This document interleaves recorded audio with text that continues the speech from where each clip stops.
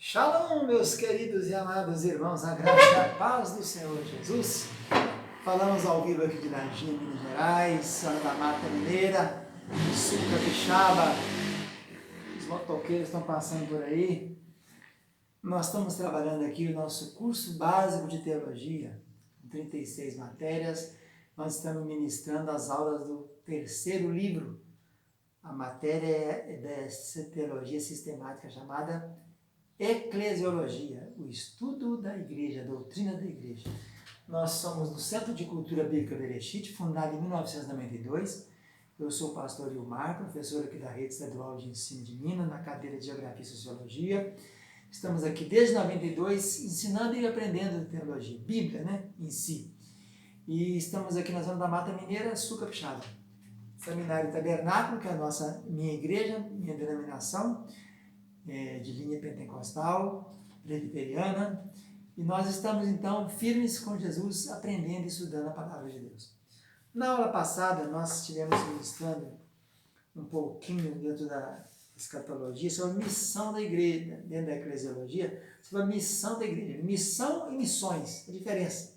Missão, o que é missão? Que é difundir e aplicar e viver o evangelho, A missão é testemunhar, a missão no sentido de testemunhar, mas também falando do que é martírio, que é testemunhar, martirizar, ser martirizado, e também adorar também, Mas então voltamos a ministrar agora, dando continuidade.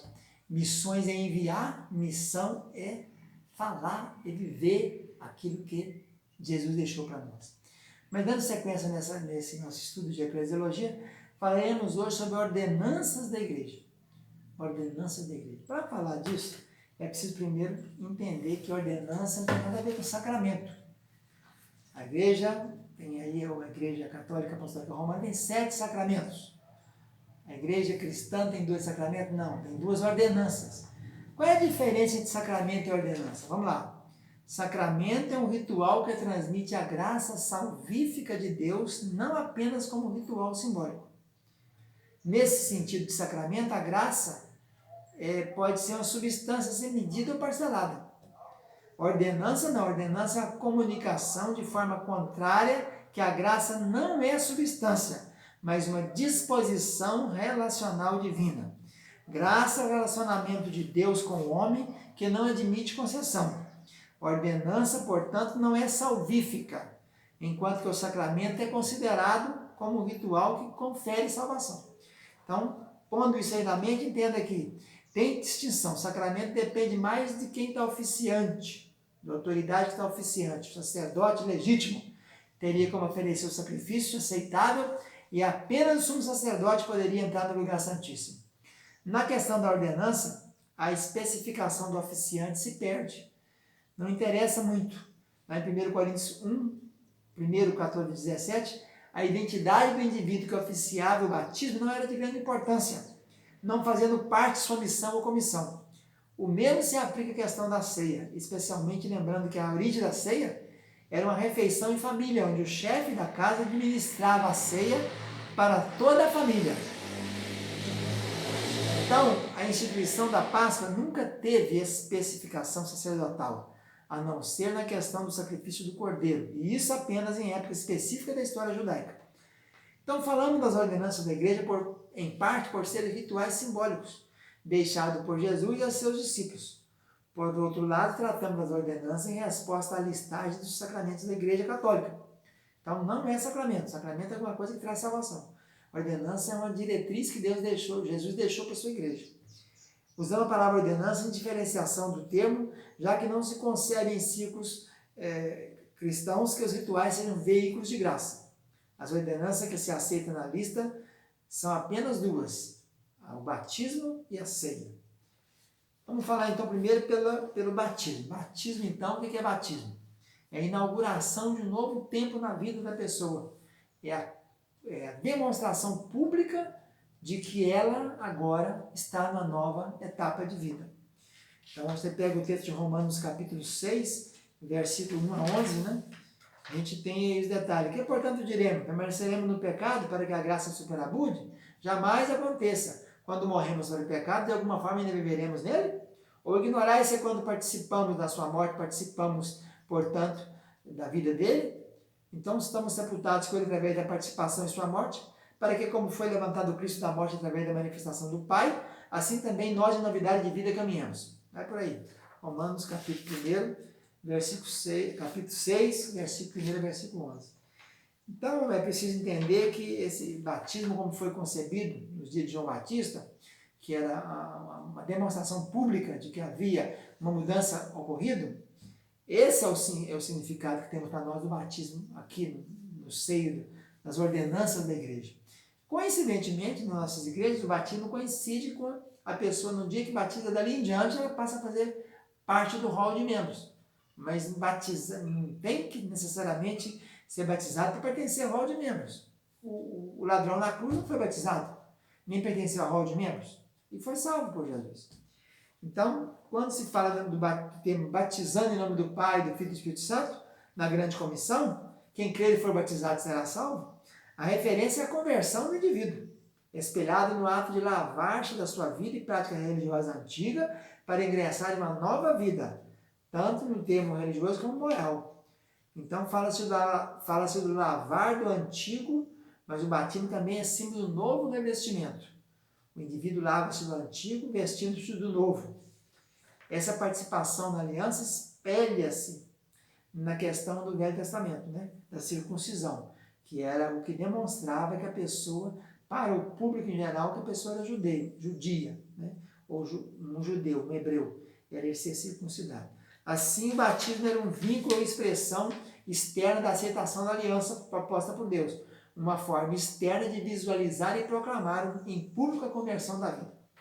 João Batista pregou isso para o judeu, sua necessidade de arrepender. Arrepender e ser batizado, né? Foi também o que Pedro pregou naquele dia do Pentecostes. Quando eles perguntaram, o que faremos nós? Ele disse, arrepender de cada um e ser batizado, para que venha tempo de refrigério. Nesta luz, batismo é mais do que mergulho temporário na água, seja por imersão ou por aspersão.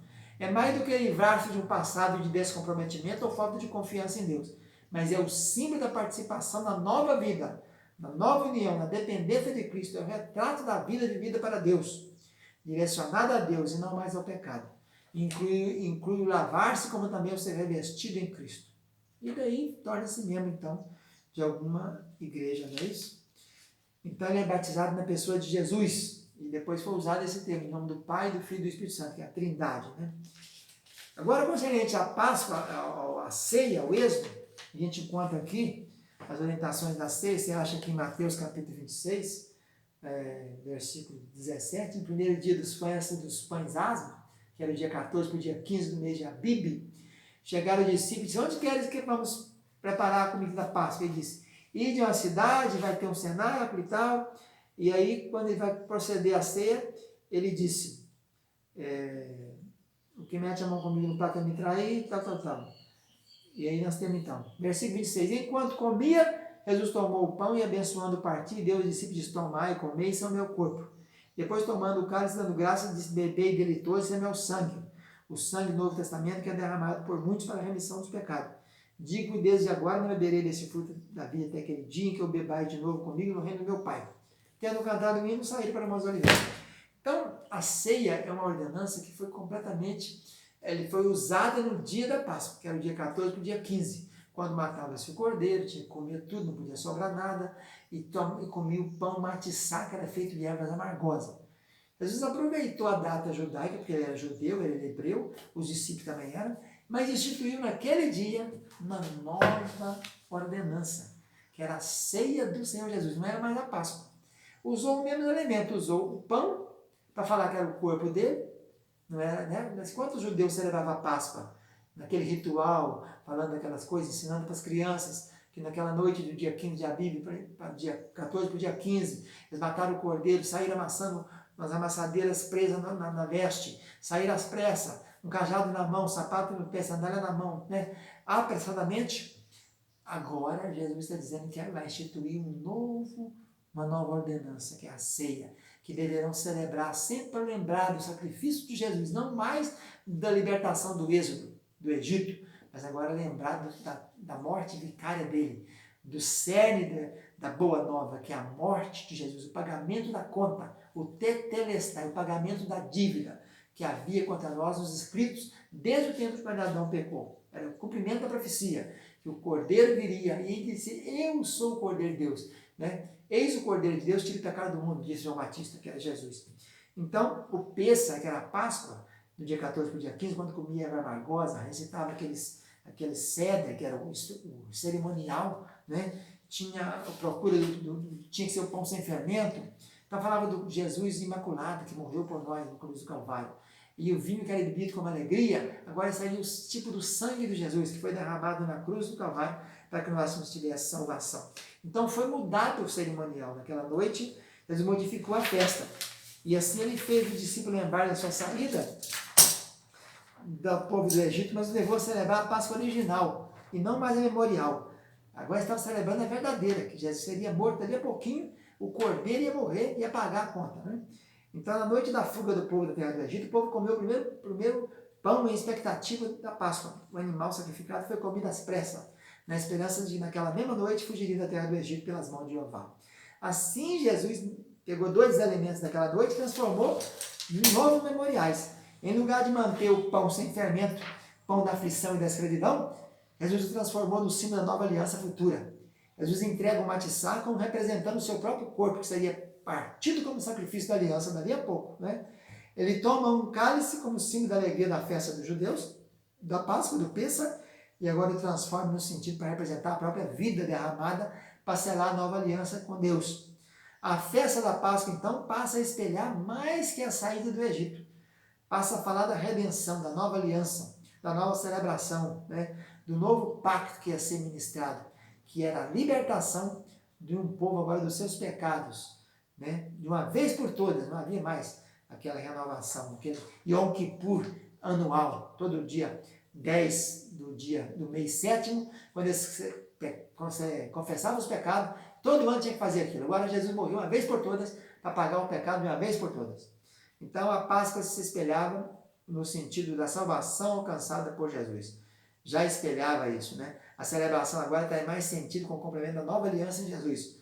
Os salmos cantados na celebração antiga, né, o Salmo 113, 118, o grande Alel, e 136, já anunciava a morte e o sacrifício de Jesus. Era um salmo profético, messiânico, a partir da celebração daquele cerimonial, daquela festa.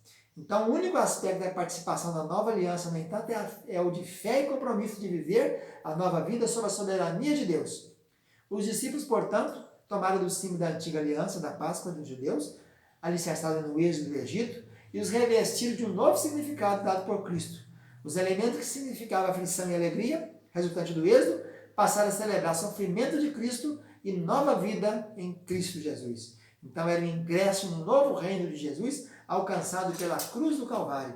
E Jesus era o Cordeiro de Deus. Então essas são as 2 ordenanças da igreja. Fica na paz, tchau, tchau.